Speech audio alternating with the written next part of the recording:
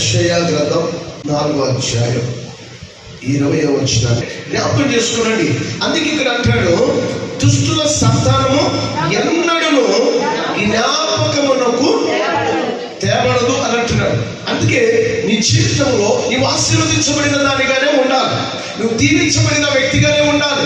అందుకే దేవుడు అదే కోరుతున్నాడు, నువ్వు దుష్టత్వాన్ని తీసుకొని రాకూడదు, దుష్టమైన పనులను నీ దగ్గరికి తీసుకొని రాకూడదు. సామెతల గ్రంథంలో కూడా రాస్తాడు, దుష్టత్వమును విడిచిపెట్టుడి, ఎంతో చక్కగా చెప్తాడు. అలాగే సామెతల్లో ఇంకా 2 మాటలు కూడా ఉంటాయి. అలాగే కీర్తనకారుడైనటువంటి దావీదు కూడా రాస్తాడు, దుష్టుల ఆలోచన కూడా నడవకూడదు అని అంటాడు. దుష్టత్వము నీ దగ్గరికి రానివ్వకూడదు, దుష్టుడి యొక్క ఆలోచన కూడా రానివ్వకూడదు అంటున్నాడు. హల్లెలూయా. అందుకే ఏలి తన జీవితంలో తన ప్రార్థన చేసుకొని తన కుమారుల విషయంలో కూడా ఎంతగానో మొరపెట్టుకున్న వాడైతే తన కుమారులు చూడండి దుష్టత్వంలోనికి వెళ్ళిపోతున్నారు, దుష్టునికి ఎక్కువగా ప్రాధాన్యత ఇస్తూ ఉన్నారు.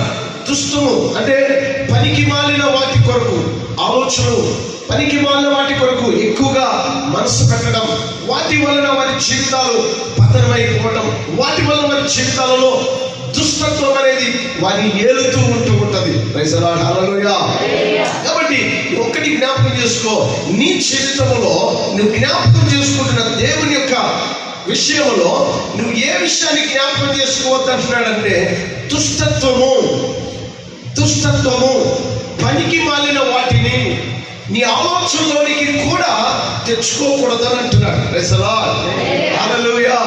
నువ్వెప్పుడు కూడా నా దేవుడు సమస్తము ఆయన చేయగలిగిన దేవుడని నువ్వు గుర్తించినప్పుడు నీవు కూడా సమస్తము చేయగలుగుతాను అనేటటువంటి మనస్తత్వంతో ముందుకెళ్ళు. అప్పుడు నువ్వు అడిగినవన్నీ నా దేవుడు నీకు దయచేయును గాక. అదే విశ్వాసంతో నువ్వు అడుగు, నీ విశ్వాసమే నీ పట్ల ఘనమైన గొప్ప కార్యాలు దేవుడు జరిగించును గాక. హల్లెలూయా.